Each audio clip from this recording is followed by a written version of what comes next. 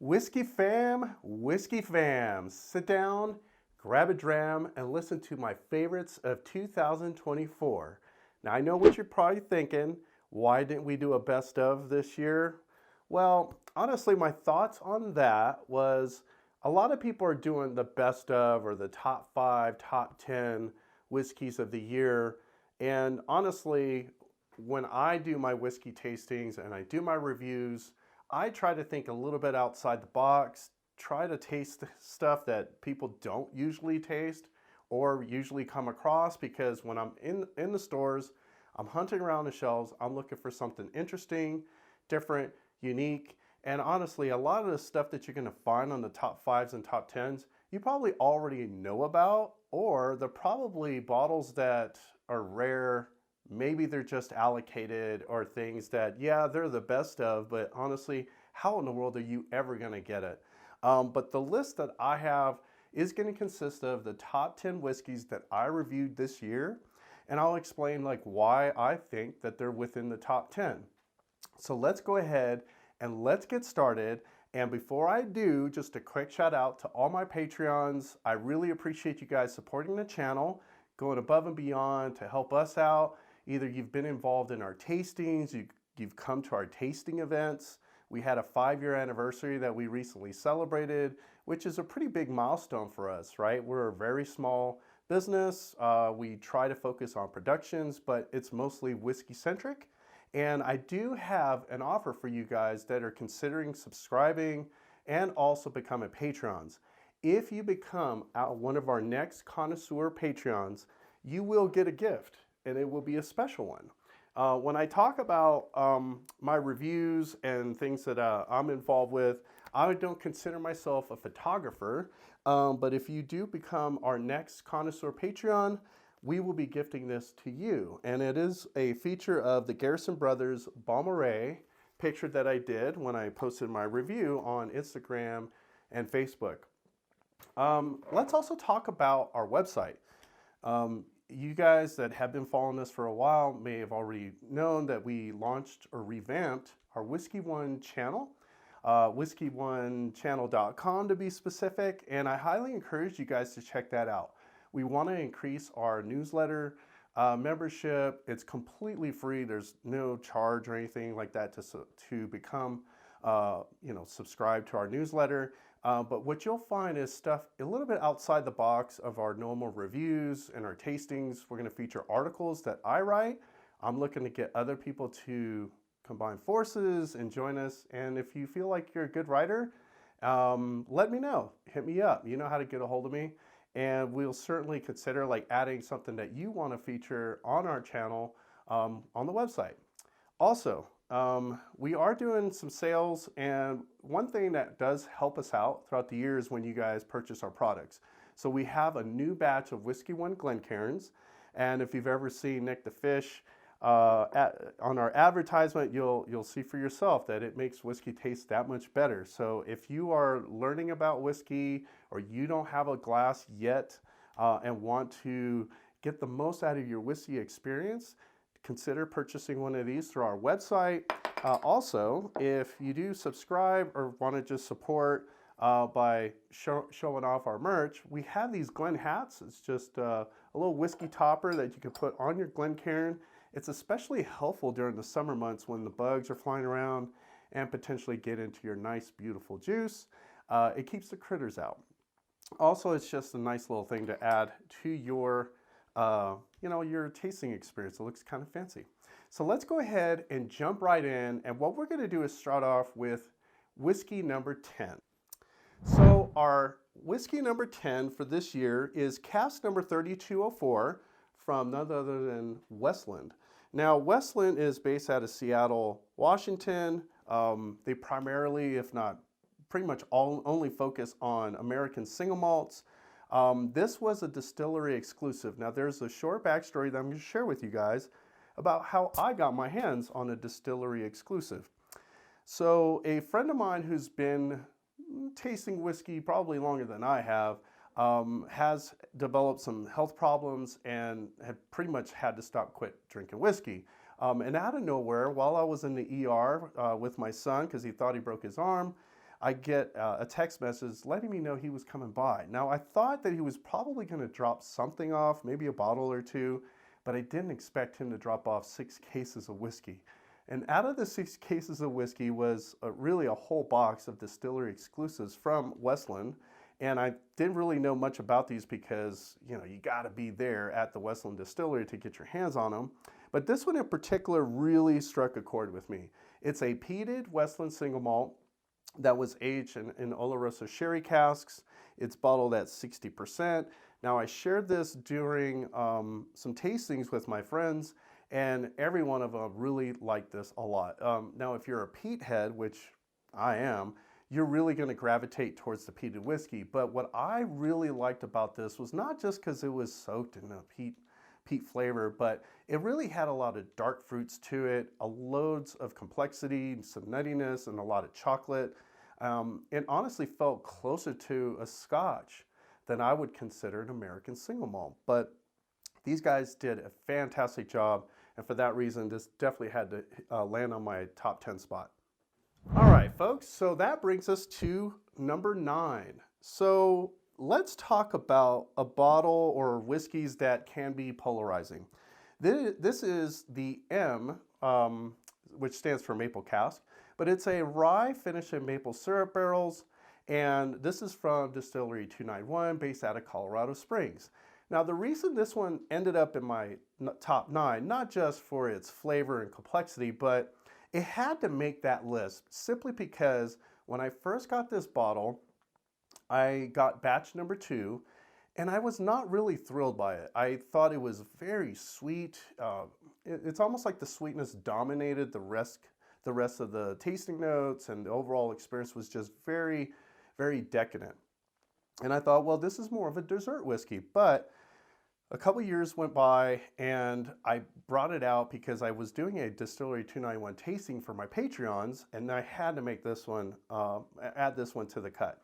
So those that tried it felt the same way that I did. Very polarizing. About half the room liked it, really loved it, and the other half thought it was just way too sweet. But I went back to it and I decided, hey, I didn't really even do like a proper review of it. Sat down with it, and I just really started to appreciate this bottle more and more. So much so that I ended up getting batch number 8, which was a new release earlier this year.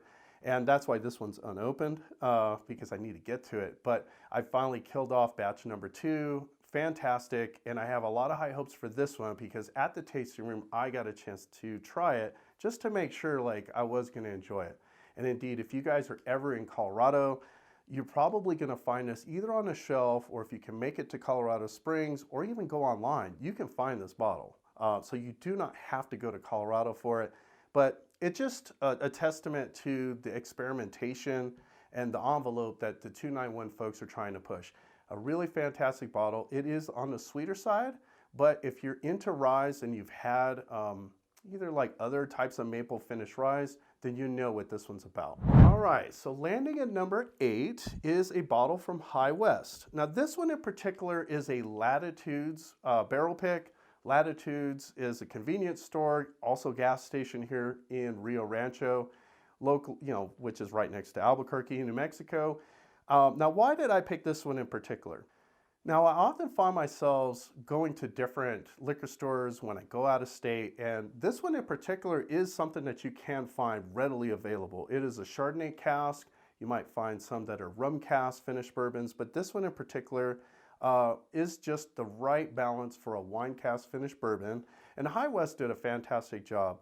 So much so that I found that they did the right balance of fruitiness coming from the wine cask to also not hiding the bourbon or losing that foundation of bourbon behind the whiskey. So in particular, this one is bottled at 100 proof. It is not on the heavy side. So if you're just looking for something that's a little bit higher proof than your standard 80% proof, but not something that's cask strength, this is going to be the right one for you.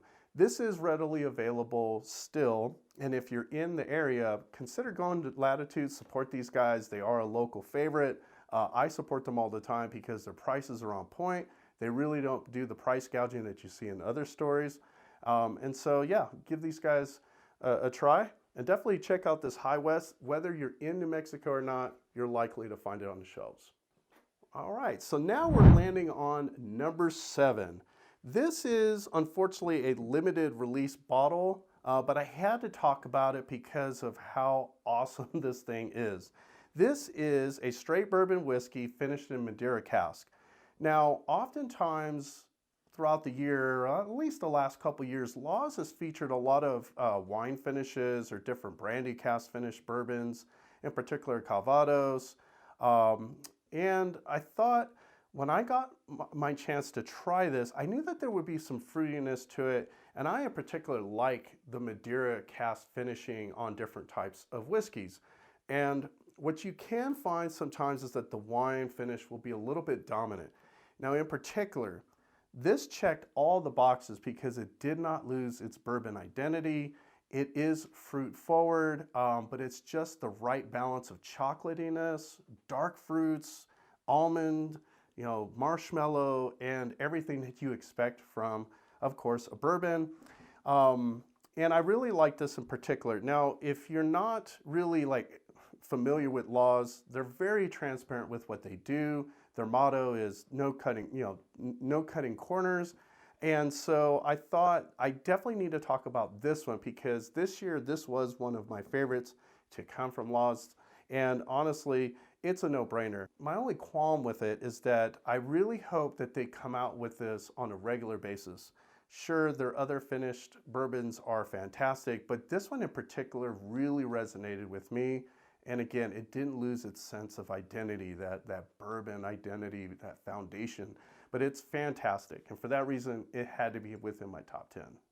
All right, folks. Now this one has a little bit of a backstory. At number 6, this is Westward's Single Barrel. But in particular, it was a pick by Dramers Portland. And if you know anything about Westward, they are centrally located in Portland, Oregon.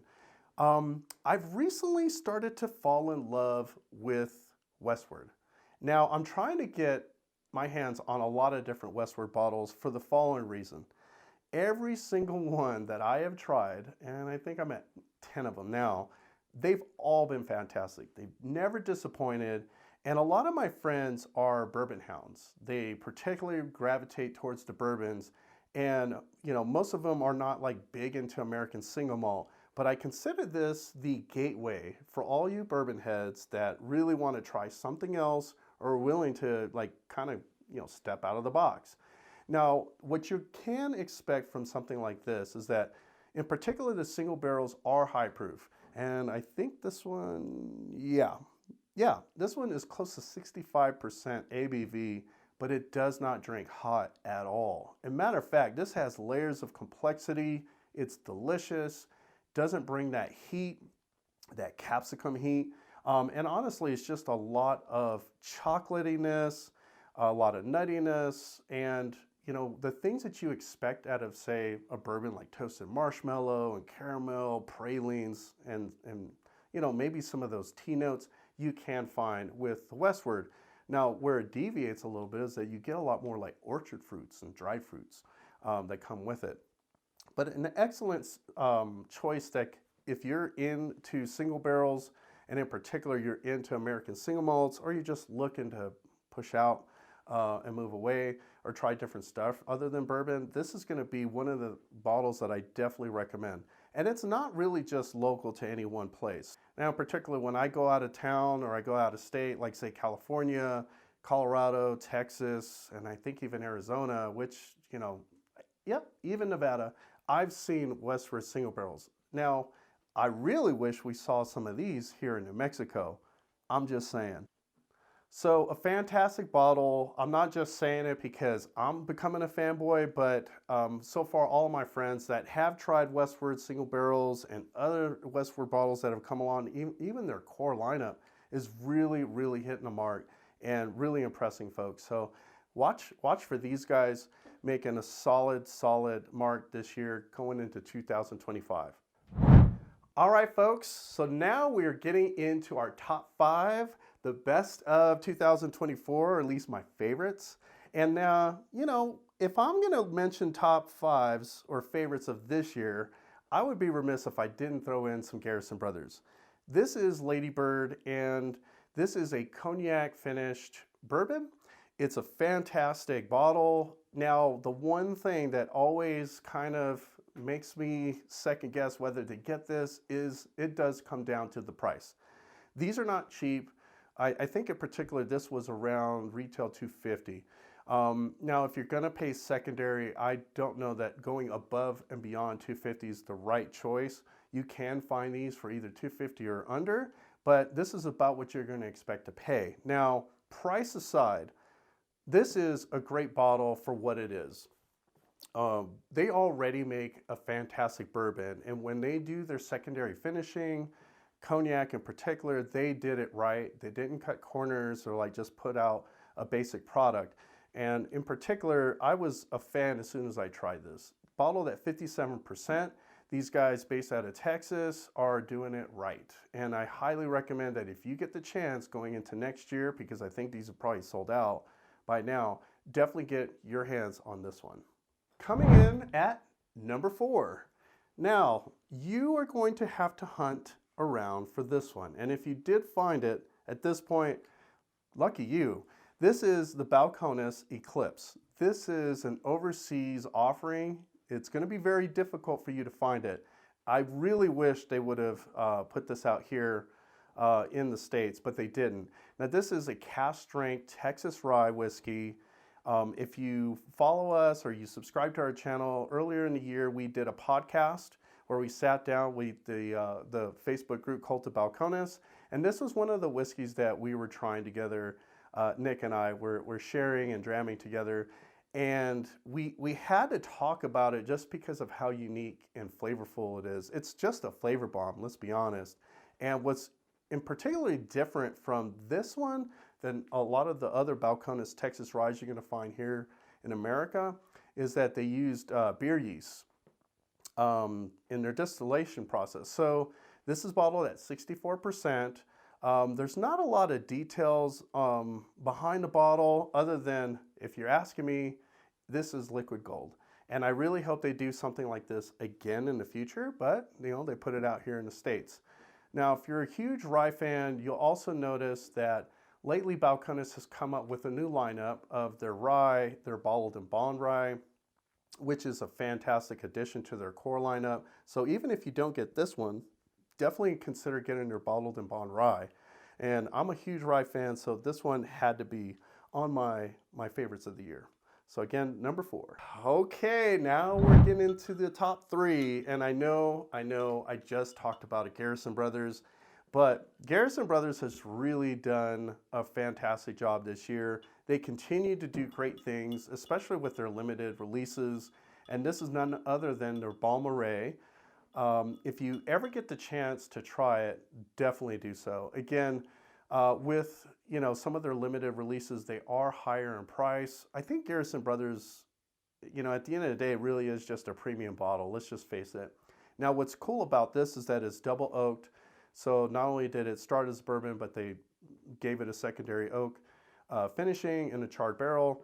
And this is, I don't know how else to describe it, but it's somewhere like a pecan pie bourbon, but also like liquid candy oak or something like that. I mean, there's really no other way to describe it because it has these sweet oak tannins that are just very different from a lot of other bourbons you're going to come across.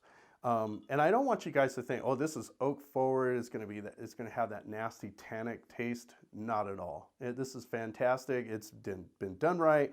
And it's bottled at 57.5%, which is very familiar, which should feel familiar if you've already tried the Lady Bird. If you get the chance going into 2025, you probably might still see it on the shelves. I think I've seen it, but definitely grab this one when it hits the shelves next year. Cheers. Okay, I don't have the bottle for my number 2, but I am going to describe it for you. And I am going to share that I did review it. So if you get a chance, go to whiskeyonechannel.com, or you can go to Facebook and Instagram. I will leave the link here for you guys to check out the review. But it's none other than ASW Fiddler Soloist Cask Strength Bourbon. Now, how in the world did this make it to number 2? So bourbons are typically not my go-to whiskey, although let's be honest, if you're here in America, most of the selection and most of the variety that you're going to come across is going to be within the bourbon aisles, right? And bourbon really does take up a lot of real estate on the shelves, let's be honest. Now, this is not something that I found here locally. So a quick shout out to Eric Anderson, who let me borrow the bottle amongst other ASW releases. And this one really stood out the most. Bottle of that cask strength, just loads of maraschino cherries, a lot of chocolate notes, a lot of toffee, some almond and black tea. And honestly, it just felt like it had its own identity, right? Like you come across Kentucky bourbons, a lot of them feel familiar, maybe some Indiana bourbons, those also feel familiar. And then different regions have their own spin on it. But I will say ASW, being based out of Atlanta, Georgia, really is knocking it out the park, and they're doing their own signature style flavor. And my hat's off to them. My hat's also off to Eric for letting me borrow the bottle and influencing me to get a bottle for myself, which is on the way. I just didn't get it in time. All right, so now we're gonna move on finally to our number 1 favorite whiskey of the year. Okay, folks. This is my number 1 bottle of 2024. There is some left if you're willing to go online and order this. Now, this is the Balcones Wine Cask Finish Single Malt. Now, in particular, this was hand-selected by Cult of Balcones. These are my buddies. It's a Facebook group. I highly encourage you guys to check them out. I'll leave a little information here in the video. But they have been hand-selecting different single barrels from Balcones for a couple years now. And this is their latest pick that I had the opportunity to try and just become a fanboy of. Now, in particular, the way they made this was they aged it in different 5-gallon used French oak barrels for about 16 to 22 months, if my memory serves me right. And then they did a secondary aging in PX or Pedro Jimenez sherry cask for up to almost 5 years. Now, when it comes to complexity and overall flavor, this is like head and shoulders above the rest of the competition. Of all the whiskeys I've tried this year, none of the other ones even came close to it. Now, if you're already a fan of Balcones single malt, like this is just a no-brainer. But I know there's a lot of folks out there that are kind of almost intimidated by Balcones. One, a lot of their stuff is high proof, and 2, they're just really big and bold. But this one is not necessarily going to overwhelm you with boldness. If anything, you just are going to need to clear your schedule for the rest of the day once you have a dram, because this is one of those that you honestly could pour, let just marinate in your room with those aromas for about a good half hour to an hour, and you would be pleased just by doing that. But once you start drinking this, you'll understand like where your money went, and honestly, like this is a fantastic bottle. Now, there is one thing I am going to mention that I'm not a big fan of, is that they did away with their single barrel tater stickers that usually were on the side here. They're usually gold, you know, demarcating like who picked it, what the deets were. You know, if you were a nerd like me, you like to know the details on this whiskey. But now they went to this, like, I don't know what this is. It's like a little neckband, and I'm not a fan.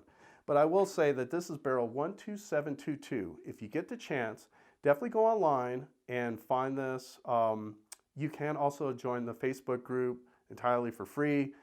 They have the link to get your hands on this, and it's just a fantastic bottle. And you know what? I'm going to get this a pour for myself because this is liquid gold. So I'm going to have a little some and enjoy the rest of my day thinking about this fantastic bottle. Now, if you made it this far, thank you for sticking around and listening to me ramble and rattle off my top 10. But I will also be featuring an article in our whiskeyonechannel.com website, and I'll just go through and list off all my favorites for 2024. So you'll see the full listing there. So thanks again for sticking around. Hopefully you guys hit that like button, you subscribe to the channel, and remember, here at Whiskey One, we wish you a happy new year. Hope you enjoy the holidays with your friends and family, and don't forget, it's about the one you enjoy. Cheers.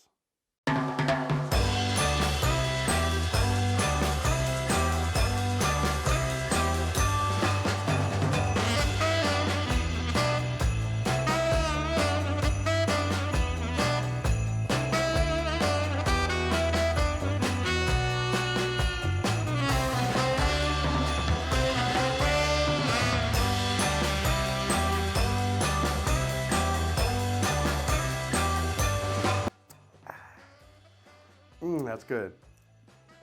That's good. That's good. You know what? I think I forgot something. I did. Westward. Joseph, thank you so much for letting me borrow this. You are the man.